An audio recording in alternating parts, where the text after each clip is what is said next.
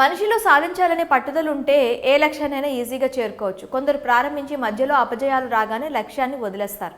మరికొందరు మాత్రం ఎన్ని అవరోధాలు వచ్చినా సరే ధైర్యంగా ఎదుర్కొంటూ చివరికి విజయం సాధిస్తారు. అలా ఎంతో మంది సామాన్య కుటుంబంలో జన్మించి కష్టపడి చదివి విజేతలుగా నిలుస్తారు. అంతేకాక ఎంతో మంది యువతకు ఆదర్శంగా నిలుస్తున్నారు. తాజాగా పంచాయతీ కార్యదర్శి నుంచి డిప్యూటీ కలెక్టర్ అయిన ఓ మహిళా సక్సెస్ స్టోరీ గురించి ఇప్పుడు తెలుసుకుందాం.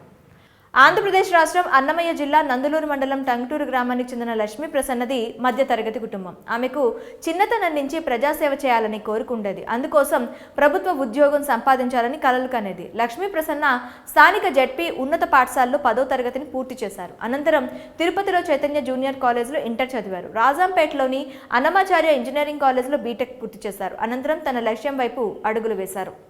ఈ క్రమంలోనే ప్రభుత్వ ఉద్యోగాల కోసం కష్టపడి చదివి ముందు పంచాయతీ కార్యదర్శి జాబ్ సాధించారు. లక్ష్మీ ప్రసన్న టీవీపురంలో పంచాయతీ కార్యదర్శిగా విధులు నిర్వహించారు. ఇదే సమయంలో తాను కలెక్టర్ కావాలని భావించింది. అందుకే ఢిల్లీలో సివిల్స్ పరీక్షలకు శిక్షణ తీసుకుంది. 2018లో నిర్వహించిన గ్రూప్ 1లో మెయిన్స్కు లక్ష్మీ ప్రసన్న అర్హత సాధించారు. కానీ ఆమెకు త్రుటిలో గ్రూప్ 1 ఉద్యోగం చేజారింది. అయినా లక్ష్మీ ప్రసన్న నిరాశ చెందలేదు. రెట్టించిన కసితో మరోసారి ప్రయత్నానికి సిద్ధమైంది. తొలి ప్రయత్నంలో జరిగిన లోటుపాట్లను సరిచేసుకుంటూ పట్టుదల పెంచుకొని గమ్యం వైపు అడుగులు వేశారు.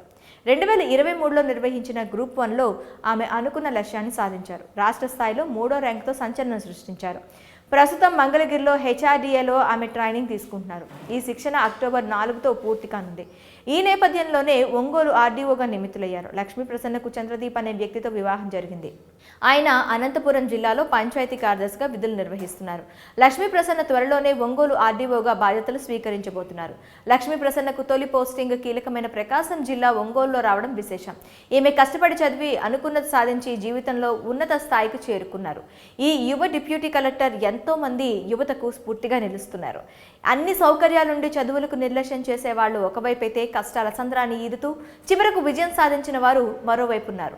మొత్తంగా ఈ లక్ష్మీ ప్రసన్న సాధించిన విజయంపై మీ అభిప్రాయం ఏంటో కామెంట్లో తెలపండి.